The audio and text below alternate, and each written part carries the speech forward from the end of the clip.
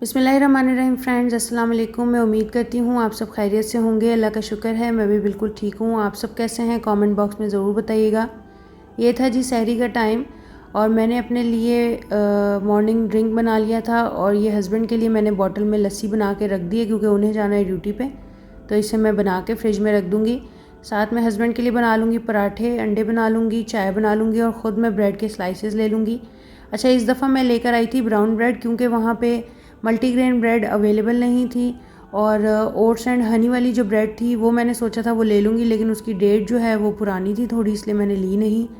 और white bread मुझे लेनी नहीं थी, इसलिए मैंने ब्राउन ब्रेड के स्लाइसेस जो हैं वो ले लिए, छोटी ब्रेड ले ली थी।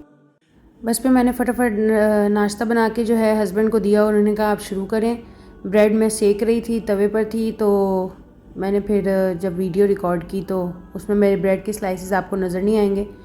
एक्चुअली जिस दिन हस्बैंड होते नहीं हैं घर पर तो उस दिन मेरे पास ज़्यादा रिकॉर्ड करने के लिए कुछ होता नहीं है, क्योंकि जब वो होते हैं तो कोई ना कोई एक्टिविटी होती है, किचन का काम भी थोड़ा ज़्यादा होता है। तो ये था जी दस्तरखान। बस फिर सहरी के काम ख़त्म करने के बाद मैं फजर पढ़ के सो गई थी और ज़ोहर से पहले उठी, ज़ोहर अदा की, कुरान शरीफ पढ़ती रही। अफ्तारी के लिए ज़्यादा काम नहीं था तो मैंने कहा आटा गूँध लूँ अफ्तारी से पहले ही, और नमक डाल के आटा गूँध लूँगी। नॉर्मल पानी से, गर्म पानी में नहीं करती होती। इसकी एक ट्रिक है कि आप पहले जो है आटे को मिक्स कर लें अच्छी तरीके से पानी के साथ, और फिर उसके बाद उसे 2-3 मुक्कियाँ बोलते हैं पंजाबी में, पता नहीं, गूँध लें, यानी कि 2-3 मुट्ठियों के ज़रिए उसको गूँध लें। उसके बाद उसे आप 10 मिनट का रेस्ट दें, उसकी वजह से आटा बहुत ज़्यादा सॉफ्ट बनकर तैयार होता है। देखें मैंने इसको जो है वो एक तरह से 30% जो है वो गूँधा है। उसके बाद अब मैं इसको हल्का हल्का पानी लगा के रख दूँगी और फिर मैं 10 मिनट बाद इसको जब गूँधूँगी ना तो 2-3 मुक्कियों में ही इसका काम हो जाएगा। बिल्कुल सॉफ्ट और बिना डलियों वाला आटा बनकर तैयार होता है और रोटी जो है वो भी बहुत ज़्यादा फूलती है अगर आपका आटा अच्छा गूँधा होता है। आप नरम गूँधते हैं या सख्त, ये तो बिल्कुल आपके ऊपर डिपेंड करता है, लेकिन अगर आप इस तरीके से आटा गूँधते हैं तो इससे भी बड़ा फ़र्क पड़ता है रोटी अच्छी बनाने में। और किचन वगैरह क्लीन था, मुझे कुछ ज़्यादा बनाना नहीं था इफ्तारी के लिए। और अब जी मैं 10 मिनट इसको रेस्ट देने के बाद दोबारा गूँध लूँगी। ये देखें आप, आटा इतना सॉफ्ट बनकर तैयार हुआ है। हालांकि मैं नरम आटे की रोटी नहीं बना सकती, इसलिए मैं थोड़ा सा जो है आटा सख्त गूँधती हूँ, लेकिन उसके बावजूद भी रोटी इतनी फूल कर तैयार होती है। और जब हम इसको बॉक्स में डालेंगे तो इसके ऊपर हमने हल्का हल्का पानी का हाथ लगाना है। वैसे तो मेरे गूँधे हुए आटे के ऊपर छिकड़ी नहीं आती, कुछ समझ गए होंगे लोग, जो ऊपर एक लेयर सी आ जाती है ना, परत आ जाती है आटे पे, तो वो किसी किसी के हाथ का होता है। कोई अगर आटा गूँधता है ना तो उसके आटे के ऊपर, गूँधे हुए आटे के ऊपर फ़ौरन छिकड़ी आ जाती है। अल्हम्दुलिल्लाह, शुक्र है अल्लाह का, मैं 3 दिन का भी आटा अगर पड़ा हो तो उसके ऊपर भी छिकड़ी नहीं आती।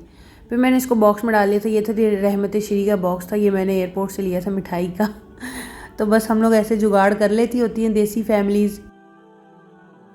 और जी फिर हो गया था इतने में अफ्तारी का टाइम। अफ्तारी में मैंने बना ली थी फ्रूट चाट, थोड़ी सी क्रीम पड़ी थी वो भी मैंने डाल ली है, और पिज़्ज़े का स्लाइस पड़ा था वो मैंने गरम कर लिया है क्योंकि हस्बैंड ड्यूटी पर हैं तो ये मुझे ही ख़त्म करना पड़ेगा। और इसके अलावा, और बहुत मज़े का बनकर तैयार हुआ था पिज़्ज़ा। और इसके अलावा मैंने आधे कप से कम जो है वो दूध ले लिया और एक आइस क्यूब इसमें ऐड कर दी, और मैं इसके अंदर डाल दूँगी कोल्ड ड्रिंक। मुझे बनाना था दूध सोडा क्योंकि गर्मी हो रही है मैदे में, इस वजह से मेरे मुंह में भी 1-2 छाले निकल आए हैं, क्योंकि मैं ज़्यादातर जो है वो मशरूबात वगैरह नहीं पी रही होती। दही भी मैं नहीं खा रही क्योंकि फीका दही मुझसे खाया नहीं जाता और मीठा मैं खा नहीं सकती चीनी डालकर, तो इसलिए मैंने दही भी जो है वो स्किप कर दिया सहरी में, वरना दही मैं लाजमी लेती थी और उससे ये होता है कि मैदे की गर्मी आपकी ख़त्म हो जाती है।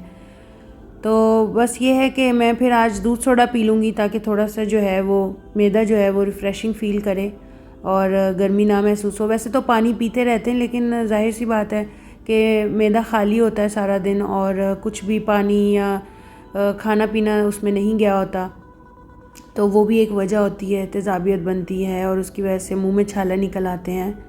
तो इस चीज़ का आपने ख्याल करना है। और कुछ मैं ये डिटॉक्स ड्रिंक वगैरह भी ले रही हूँ, शायद ये भी वजह है। बस फिर मैंने मगरिब पढ़ी और उसके बाद मैंने किचन क्लीन कर लिया था। फिर मैंने ईशा के बाद जो है वो अपना नाइट ड्रिंक बना लिया था, जिसमें आज था मेरे पास ज़ीरा वाटर लेमन डाल के, और इसके अलावा हम अपनी डायरी कर लेंगे। वर्कआउट मैंने कर लिया था, ड्रिंक भी मैंने लिया, मॉर्निंग ड्रिंक भी लिया। उसके अलावा सहरी में मैंने ले ली थी स्लाइस ब्रेड और एग, साथ में टी ले ली थी, विदाउट शुगर टी लेती हूँ मैं। और अफ्तारी में मैंने लिए है फ्रूट चाट, पिज़्ज़ा। और यहाँ दूध सोडा मैं लिखना भूल गई थी, लेकिन उसके बाद मैंने लिख लिया डायरी पे। और वॉक मैंने कर ली 35 मिनट्स की, घर पर ही की, बाहर नहीं जा सकी क्योंकि अकेली थी। और ड्रिंक भी मैं अभी पी लूँगी।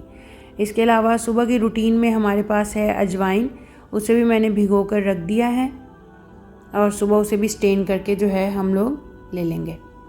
तो जी ऐसी चल रही है मेरी रमज़ान की रूटीन। आप बताइएगा आपकी रमज़ान की रूटीन में क्या चेंज होता रहता है डेली, क्या नया नया करते हैं रमज़ान में। वैसे अमूमन तो बंदा बिज़ी होता है, ज़्यादातर कोशिश यही होती है कि आप इबादत में ज़्यादा से ज़्यादा अपना टाइम दें और वही बेहतर है, लेकिन फिर भी करना तो पड़ता है, घर के काम भी साथ साथ चलते रहते हैं।